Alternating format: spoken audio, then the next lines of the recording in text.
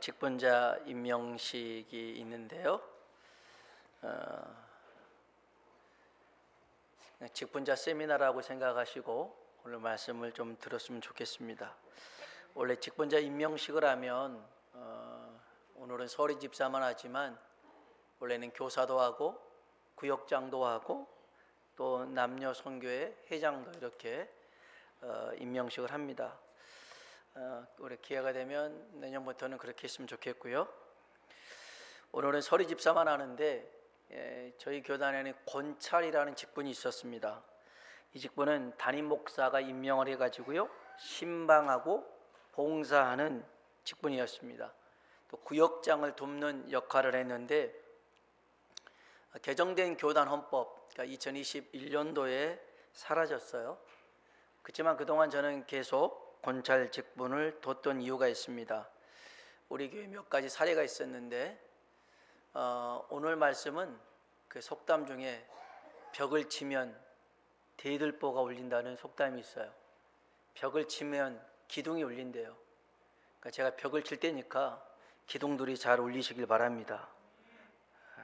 저건 내 소리 아니야 라고 하지 마시고 제가 왜 이렇게 그 집사 직분에 대해서 많이 생각을 하게 됐냐면 7년 전에 교회가 통합되고 제가 담임 목사로 취임되었을 때 이제 그때만 해도 우리 성도들을 잘 파악을 못할 때였죠. 이제 어떤 집사님에게 이렇게 이제 인사도 하고 권면을 하는 그런 거였는데 그분이 그래요. 집사님이셨는데 자기는 구원의 확신이 없대요. 결혼 전에 예배를 드린다고 약속을 했기 때문에 참석하고 있대요. 제가 깜짝 놀랐어요. 어떻게 구원의 확신이 없는 사람에게 집사의 직분을 맡길 수 있었을까? 아주 충격이었어요. 아니, 집사라고 하는 직분이 구원의 확신도 없으면 되겠어요? 충격이었습니다. 얼마 후에 또 우리 교회 어떤 성도님이 소천하셨어요. 그래서 같은 선교회, 남선교회였는데 남선교회 그때 10명도 안 되는 인원이었어요. 그래서 제가 그분한테 소식을 전해줬어요. 안목의 집사님이 돌아가셨습니다. 그분이 저한테 뭐라고 하시냐면 저는 그분 몰라요 그러더라고요. 저는 그분 몰라요. 아니 아까도 얘기했지만 10명도 안 되는 그러한 선교회 인원 가운데 수년간 같이 교회를 다녔는데 모른다는 말이 됩니까? 여러분 벽을 치면 뭐가 울린다고요? 기둥이 울리는 거예요. 뭔 소리 하는지 잘 들으시길 바랍니다.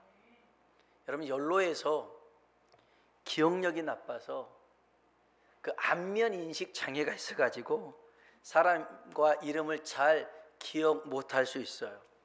여러분 그건 잘못 아니에요. 그것은 죄가 아니에요. 그럴 수 있어요. 아니 얼굴을 잘 모를 수 있고 이름을 잘 모를 수 있고 얼굴과 이름이 헷갈릴 수 있어요. 뭐 그거 모른다고 해가지고 천국 못 가는 그런 일은 없어요. 근데 직분자는 달라야 되더라는 거예요. 직분자는 장로, 권사는 말할 것도 없고 최소 집사라면 우리 성도가 우리 기관에 누가 누구인지는 알아야죠. 알려고 노력은 해야죠. 교회 요람을 펴고 교회 성도들을 살펴봐야죠. 맨날 내 식당 봉사가 언젠가, 헌금이 언젠가, 안내 이런 것만 보지 말고 우리 성도들이 누군가도 또 여기 1여성교회는 2여성교회는 누가 있는구나 그걸 알아야죠. 사진도 보고 이름도 보고 직분도 알아야죠. 아직까지 모르면 되겠습니까? 저희 지방에 목사님 한 분이 계셔요. 그분 70 이제 되셨는데 70 젊죠. 젊죠. 근데 이분이 100명 가까운 우리 지방의 목사님, 사모님 이름을 다 기억해요.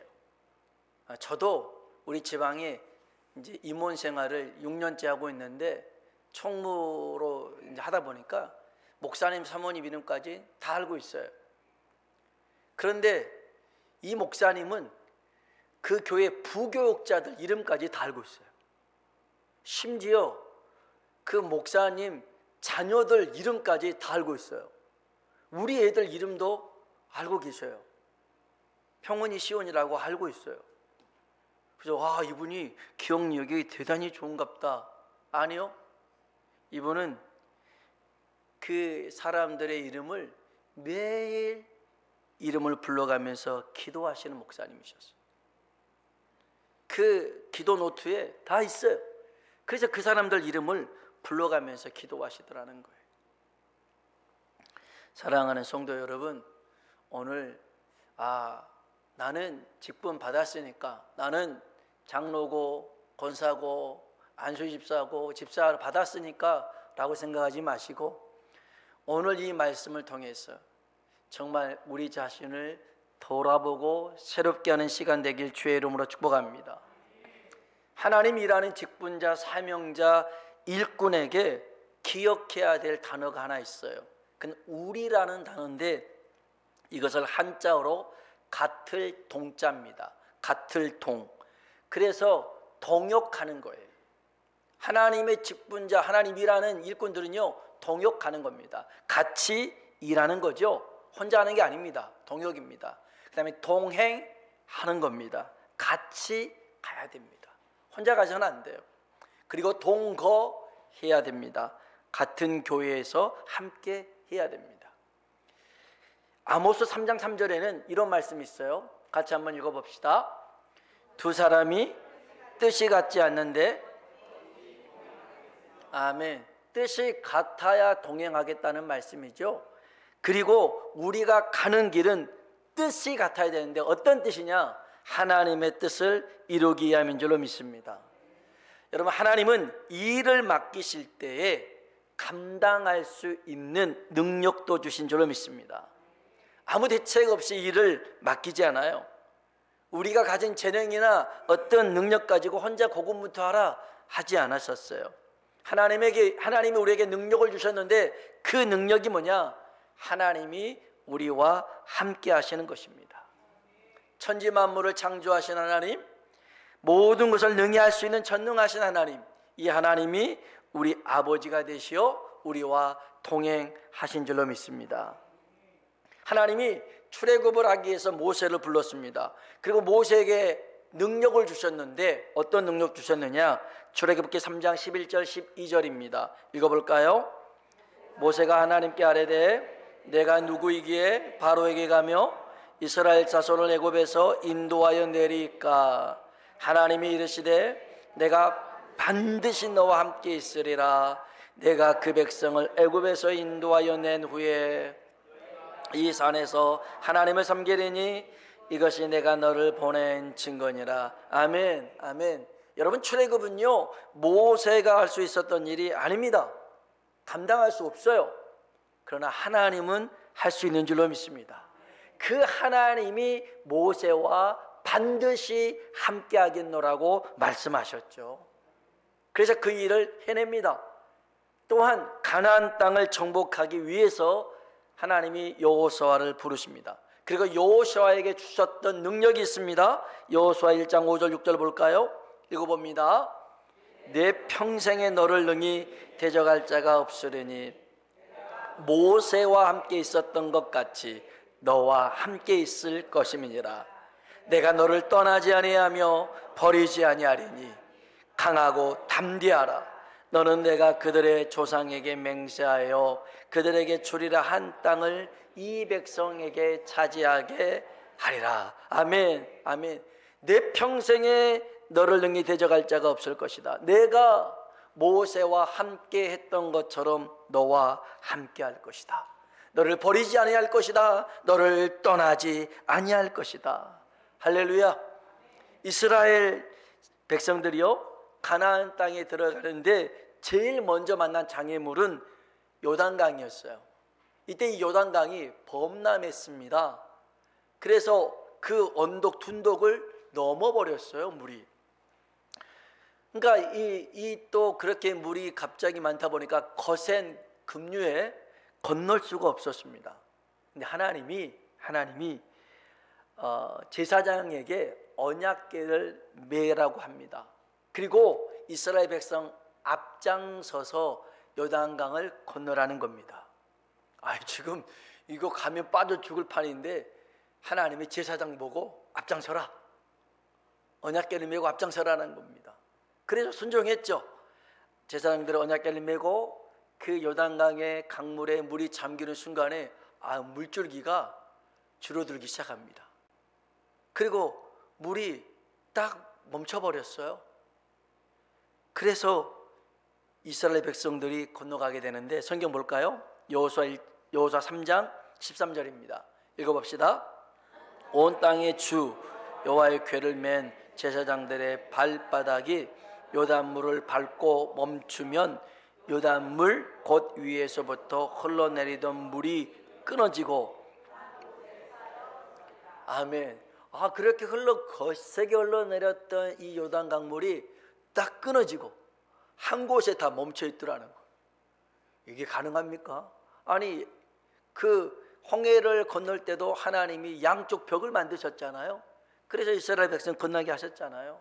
그런 일들이 여호수아에게도 나타났어요. 그래서 이후에 이 요단강을 100만 명이 넘는 사람들이 마른 땅으로 건너게 됩니다.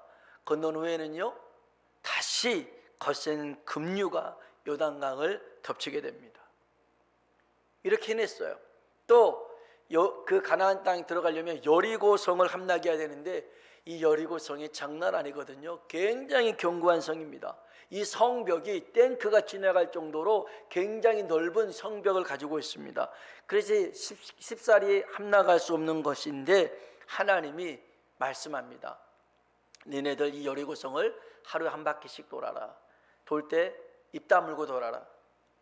이상한 소리, 헛소리 하지 말고, 그냥 벌민 소리 하지 말고 그냥 돌아라. 그리고 마지막 날 7째 날에는 이 성을 7바퀴 돌아라. 그리고 난 다음에 선포해라.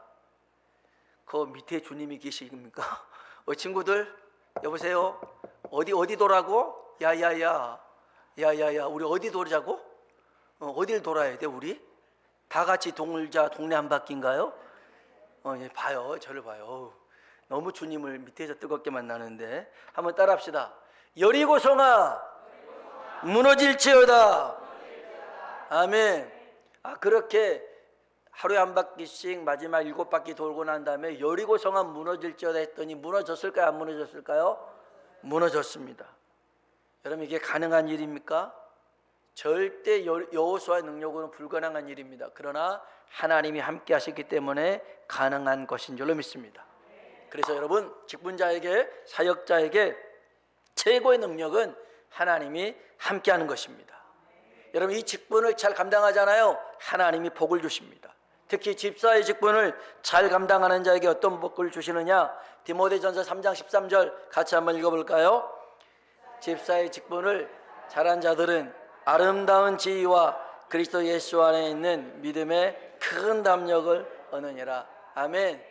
집사의 직분을 잘 감당하는 자들에게는요, 아름다운 지위를 준다는 겁니다. 높은 지위가 아닙니다. 존경받고 사랑받는 이름을 주겠다는 것입니다. 믿음의 큰 담력을 주겠다는 것, 담대함과 평안함, 응답과 열매 있는 삶을 주겠다는 겁니다. 여러분, 이 복을 누리며 살아가길 주의 이름으로 축원합니다. 옆 사람 보고 인사합시다. 주신 직분, 주신 사명 잘 감당합시다. 그냥 잘 감당하면 안 돼요. 주신 직분을 감당해야 돼요. 주신 사명을 잘 감당해야 돼요. 오늘 우리가 읽은 본문은요, 바울의 신앙 고백인데, 디모데 전후서는요, 사도 바울이 마지막 사역을 기록했던 말씀입니다. 바울이 지난날의 자신의 삶을 반추하면서 믿음에 고백했던 내용입니다. 이 말씀 속에 우리는 직분자, 사명자는 어떤 사람인가 살펴보려고 합니다. 첫 번째는요, 직분자는요, 긍휼을 입은 사람입니다. 디모데전서 1장 12절로 14절 읽어봅시다. 나를 능하게 하신 그리스도 예수 우리 주께 나를 충성되이 여겨 내게 직분을 맡기심이니 내가 전에는 비방자요 박해자요 폭행자였으나 도리어 국류를 입은 것은 내가 믿지 아니할 때에 알지 못하고 행하였습니다. 우리 주의 은혜가 그리스도 예수 안에 있는 믿음과 사랑과 함께 넘치도록 아멘. 아멘. 바울은요 자신이 하나님께 긍휼을 입었다 고백합니다. 긍휼이 뭐예요? 불쌍히 여겨줬더라는 거예요. 불쌍히. 자격도 안 되는 사람을 불쌍히 여겨주고 충성되이 여겨서 직분을 맡기셨대요. 사실 그래요. 바울의 말대로 자신은 예수님을 비방한 사람이었어요. 예수님 믿는 사람을 박해하고 폭행했던 사람이에요. 이런 사람에게 직분을 맡기는 게 아니라 저주와 재앙을 내려서 멸망하는 게 맞아요. 그런데 하나님은 그렇게 하지 않으셨대요. 바울이 그런 행동을 했어도 미워하지 않으셨대요. 불쌍히 여기셨대요. 여러분, 바울은 율법의 사람입니다. 이성의 사람입니다. 그런데 은혜의 하나님을 만났어요. 긍휼의 하나님을 만났어요. 그가 달라졌습니다. 변화됐습니다. 그는 은혜의 사람이 되었고 성령의 사람이 되었습니다. 전에는 자기 열심으로 사람 죽이는 사람이었어요. 그런데 하나님의 은혜로 살리는 사람이 되었어요. 긍휼을 입은 사람, 은혜를 아는 사람이에요. 은혜를 아는 사람은 죽이는 사람이 아니에요. 살리는 사람입니다. 자신을 불쌍히 여겨 주신 은혜를 이제 다른 사람에게 베푸는 사람입니다. 야고보서 2장 13절 한번 볼까요? 읽어봅시다. 긍휼을 행하지 아니하는 자에게는 긍휼 없는 심판이 있으리라. 긍휼은 심판을 이기고, 아멘. 긍휼이 여기지 않는 사람은요 긍휼 없는 심판이 주어지더라는 겁니다. 우리 주님의 비유의 말씀 가운데 1만 달란트 탕감받는 사람이 있었잖아요. 6조입니다. 그가 그 돈을 다 탕감받고 돌아가는 길에 자기한테 100데나리온 빚진 자를 만나잖아요. 1000만 원입니다. 그 사람 멱살을 잡습니다. 돈 갚으라고 합니다. 안 갚으니까 감옥에 쳐넣어버립니다. 이 소식을 들었던 6조를 탕감해 줬던 임금이 그 사람 부릅니다. 야, 내가 너한테는 1만 달란트를 탕감해 줬는데 너는 100데나리온도 용서하지 못하고 그 사람에게 그렇게 행동할 수 있느냐. 감옥에 집어넣어 버리잖아요. 다 갚을 때까지요. 여러분, 우리가 주님 앞에 은혜를 입었으면 이 은혜를 베풀 수 있고 나눌 수 있길 주의 이름으로 축원합니다. 바울이 고백한 게 이겁니다. 자신이 주의 일에 충성해서 직분 맡긴 게 아니래요. 자신을 충성되이 여겨서 직분을 맡기신 거래요. 여러분 착각하지 마세요. 저나 여러분이나 여러분이 잘해서 능력이 있어서 이 직분 맡긴 게 아니라는 거예요. 우리를 충성되이 여겨서 맡기신 일인 줄로 믿습니다. 디모데전서 1장 12절이에요. 같이 한번 읽어볼까요? 나를 능하게 하신 그리스도 예수 우리 주께 내가 감사함은 나를 충성되이 여겨, 아멘. 충성해서 맡긴 게 아니라 충성할 것을 믿고 맡기신 거라는 거죠.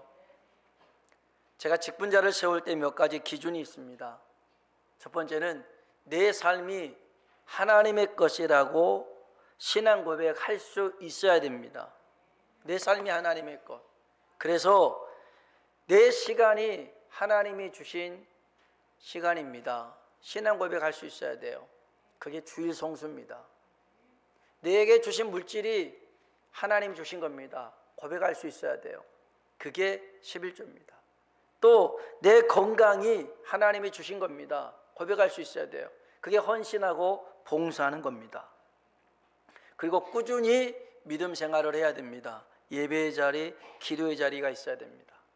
그리고 감당할 수 있는 능력과 성숙한 인격이 있어야 됩니다. 제가 이런 여러 가지 기준을 통해서 직분자를 세우는데요, 제가 아산에서 목회할 때 그때 30대 초반이었습니다. 막 30 넘어가지고 시작해가지고 40대 중반까지 아산에서 목회했으니까 얼마나, 지금도 젊지만 그때는 막 날아다녔어요. 막 이렇게 날아다녀. 근데 그때는 이 원칙을 가지고 목회를 했어요. 그 직분을 잘 세우지 않았어요. 권찰로 집사로 한 10년씩 했어요. 어느 날 한 장로님이 저에게 한 분을 추천하더라고요. 그러면서 이런 얘기했어요. 자리가 사람을 만들 수 있습니다. 그러더라고요. 저는 자격에 대해 그 자리로 세울 수 있다고 생각했는데, 이분의 말씀이 더러는요, 자리가 사람을 만들 수도 있습니다. 듣고 보니 그럴 수도 있겠구나라는 생각이 들었어요. 그래서 그 장로님의 조언을 따라 세웠죠. 그랬더니 그분이 정말 잘 감당했어요. 맞구나. 그런데 그렇지 않는 경우도 있었어요. 어느 집사님이 있었어요. 이분은 교회 개척할 때부터 신앙생활을 했어요. 20년이 넘어서도 신앙은 그대로였어요. 이분은 주일 오전 예배만 드렸어요. 오후 예배도 저녁 예배도 안 드렸어요. 수요일날 금요일도 오질 않았어요. 그냥 오전 예배만 드렸어요. 그리고 11조 생활도 하지 않았어요. 주방에서 식당에서 봉사도 하지 않았어요. 교회 이제 권사 임직식을 하는데 동네 분이었으니까. 근데 이분이 자격이 안 돼요. 근데 주변에서 저한테 그래요. 목사님, 이분 권사를 주지 않으면 삐질 겁니다. 그래요. 삐질 겁니다. 여러분 어떻게 해야 돼요? 권사를 줘야 돼요? 말아야 돼요? 여러분 책임져야 돼요? 말씀 잘 하셔야 돼요. 이분한테 권사를 줘야 돼요? 말아야 돼요? 말아야 돼요. 근데 동네 사람들은, 같이 나왔던 사람들은 다 권사 받는데 자기만 빠진 거예요. 근데 빠지면 여지없이 삐질 거라는 거죠. 제가 권사 직분을 주지 않았습니다. 그랬더니 삐졌습니다. 그래서 교회를 안 나오고 성당으로 갔습니다. 제가 속으로 생각했습니다. 아, 권사 직분 안 주길 다행이다. 이분의 신앙은 맹탕이었어요. 천주교와 개신교, 성당과 교회의 의미도 모르는 사람이었어요. 권사 직분 안 준다고 삐져가지고 성당을 가요? 신앙이 없었던 거예요.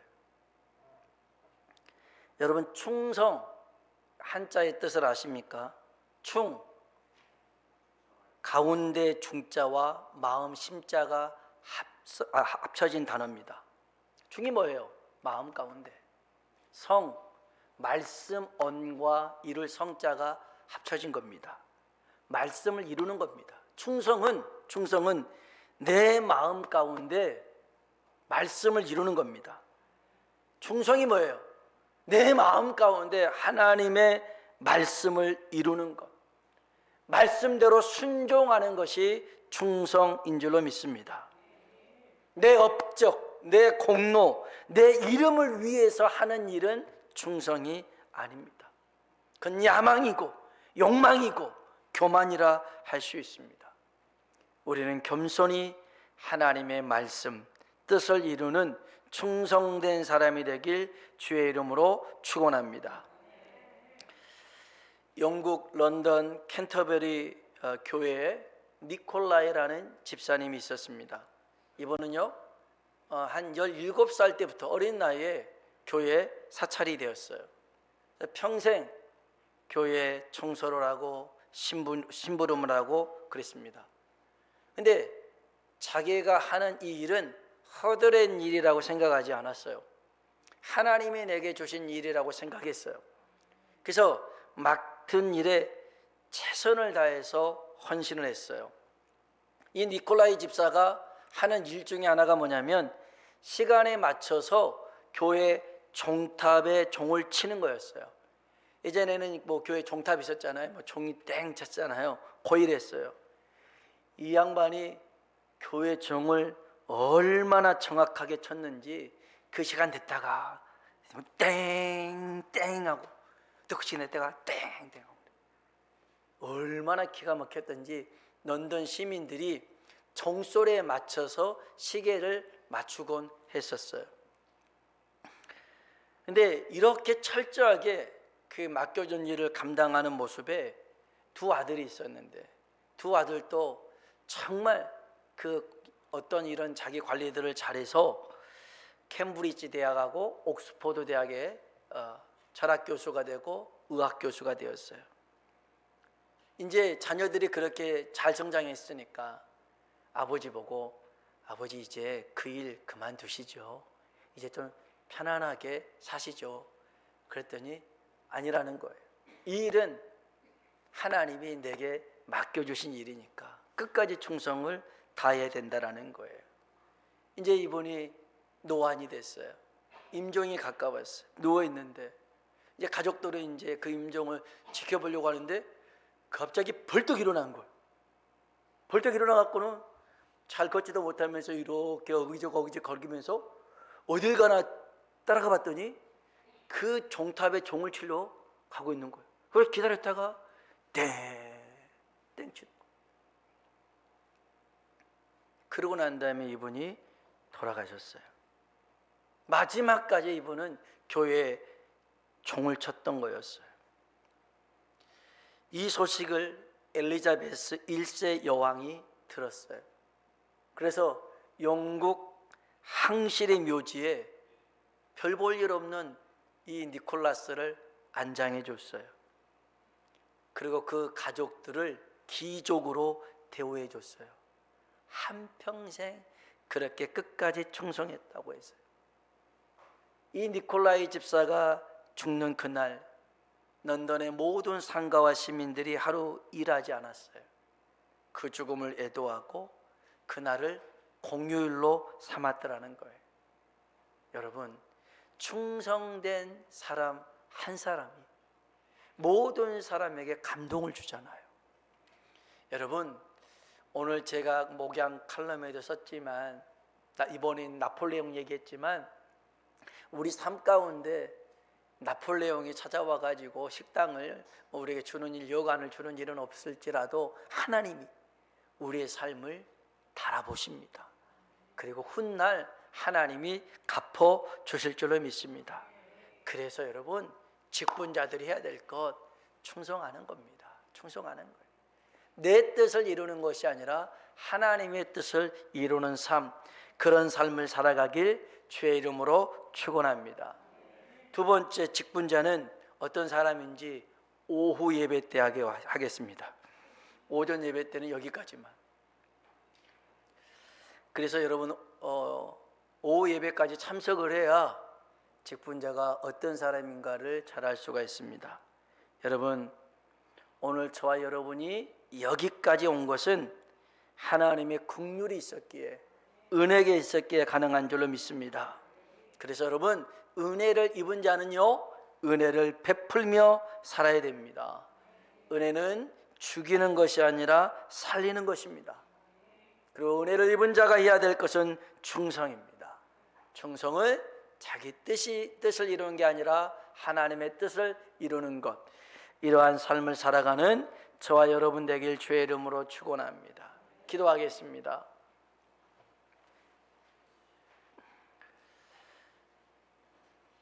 바울이 나의 나 된 것은 다 하나님의 은혜입니다 고백합니다. 여러분, 우리가 이 자리에 너무 익숙해 있을지 모르겠지만 우리가 여기 있는 모든 것이 다 하나님의 은혜입니다. 은혜입니다. 그러기에 하나님, 나를 불쌍히 여겨서 이 귀한 직분 사명 주심을 깨닫고 은혜를 베푸는 자가 되게 하시고 주신 바 직분을 충성되게 잘 감당하는 우리 되게 해달라고요. 우리 다 같이 기도하겠습니다. 기도합니다. 하나님 아버지 감사합니다. 주님 우리를 사랑